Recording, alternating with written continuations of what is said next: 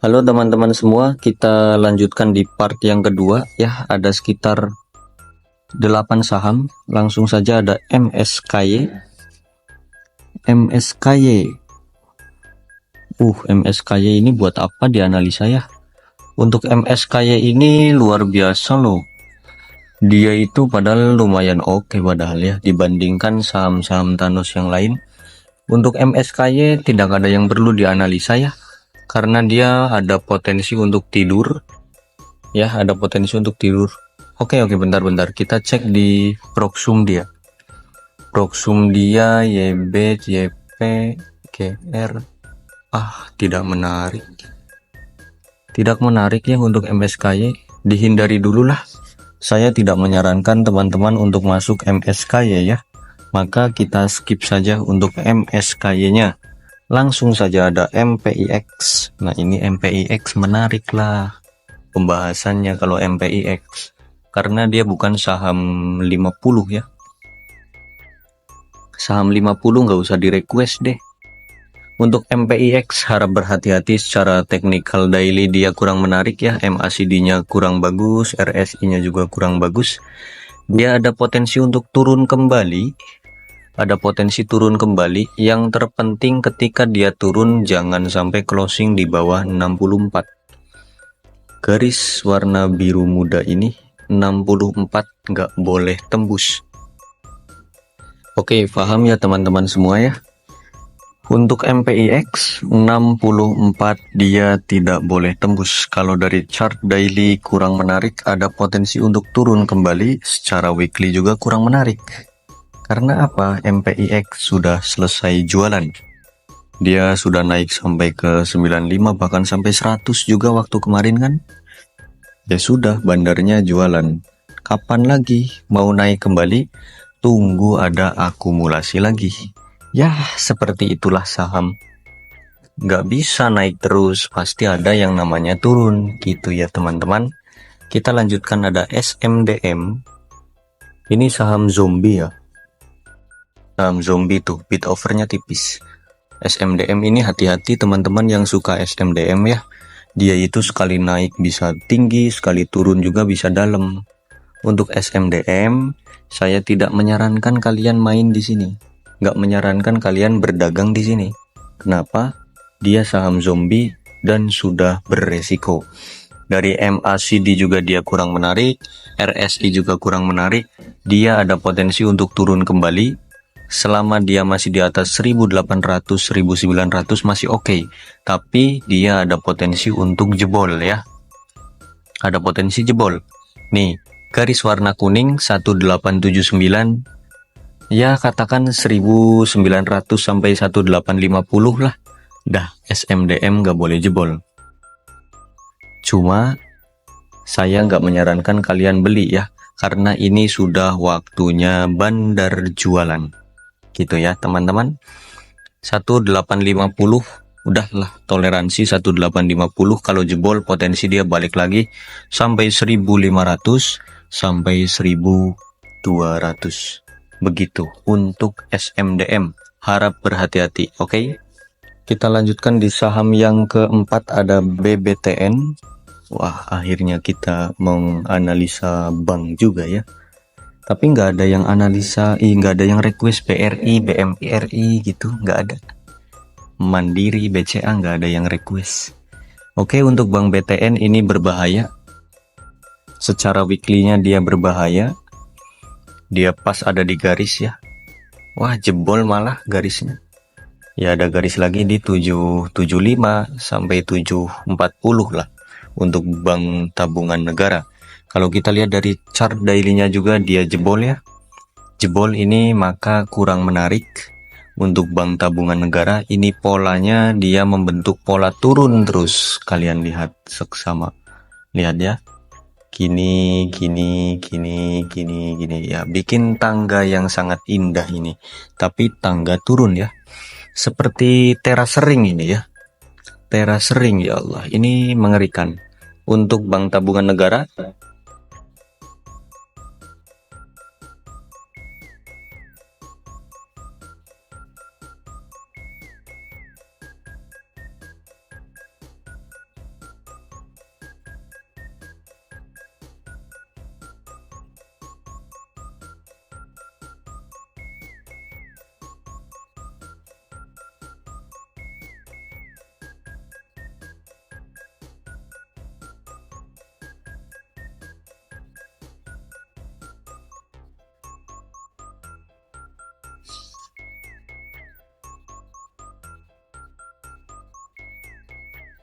Oke.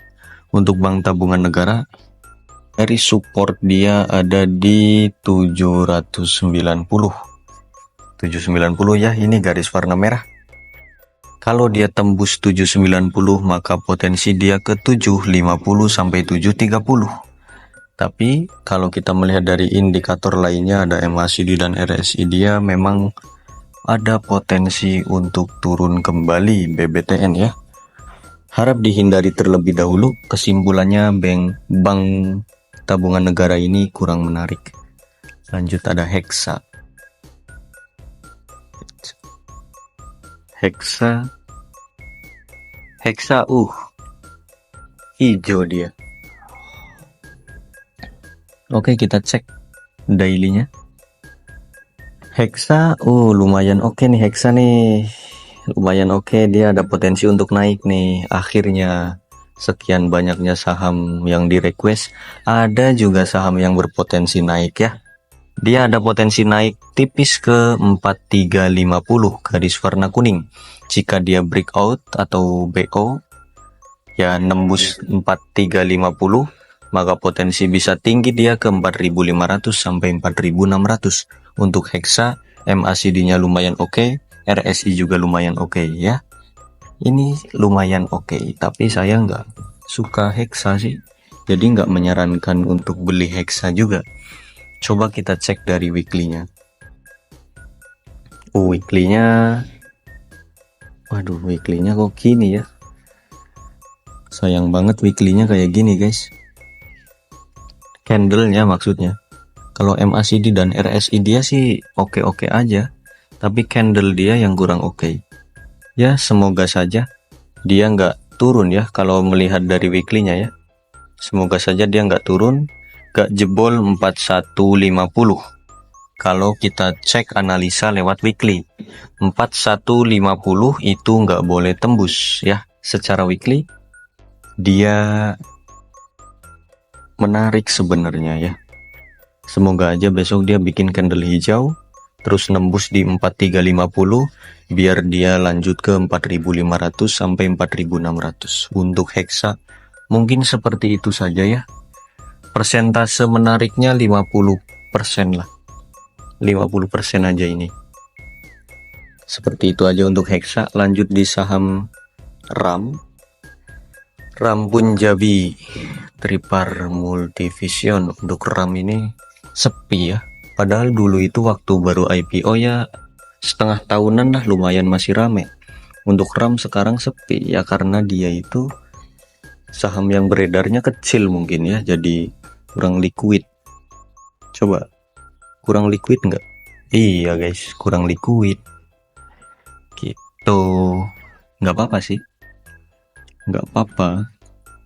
RAM secara weekly dia kurang menarik, ada potensi untuk turun kembali ya. RAM Punjabi 240 gitu aja. 240 nggak boleh tembus secara weekly. 240 ini nggak boleh tembus. Kalau kita cek dari dailynya RAM, dia ada potensi untuk turun kembali. Ini saya kasih garis 240 sampai 234. Itu area yang tidak boleh ditembus oleh RAM ya. Dia ada potensi untuk turun kembali. Buat teman-teman yang suka RAM, silahkan tunggu di 250 sampai 240 aja. Area belinya ya, 250 sampai 240. SL di 230, TP di 260, 270 sampai 300. Gitu aja kalau mau RAM ya. Sambil nunggu RSI-nya juga dia menarik. Nunggu RSI-nya menarik, MACD-nya juga nunggu menarik. Gitu. Semoga aja nggak nembus di 230 ya untuk RAM-nya. Seperti itu untuk RAM. Lanjut ada saham selanjutnya yaitu Buba guys. Tipo Bukit Uluwatu. Ini saham idaman grup kita ya. Kemarin kita lumayan dapat 35%. Lumayan lah dari Buba. Untuk Buba memang sudah saatnya jualan ya. Dia ada potensi untuk turun kembali. Yang penting nggak jebol 67 nih garis hijau. Selama masih di atas 67 dia masih oke-oke aja kok. 67 Bagi teman-teman yang masih suka BUFA karena melihat MACD dan RSI dia masih menarik, ya 50% menarik lah RSI dan MACD-nya ya. Kalau masih suka BUFA, silahkan cicil BUFA di harga 72 sampai di 68. Jadi area belinya 4 tik ya. 72 sampai 68, SL-nya di 66 atau di 65. Gitu aja untuk BUFA. Ini khusus buat teman-teman yang masih suka BUFA ya. Kalau yang udah nggak suka BUFA ya udah nggak usah dibeli. Nah, buat teman-teman yang nyangkut, area belinya di 72 sampai 68 ya. Itu area untuk AVD. Kalau dia nembus 67 atau closing di bawah 67, boleh di cut loss terlebih dahulu. Lanjut di saham yang terakhir ada NCKL. NCKL, wow, minus 1%. Ini NCKL punya di 685. NCKL secara teknikal dia kurang oke. Tapi dia koreksi sehat sih. Enggak deh. Gini ya, semoga gini. Cus gitu ya. Semoga dia bikin polanya kayak gitu. Jadi naik, turun dikit, cus gitu ya. Semoga gitu, semoga. Ini harapan kita.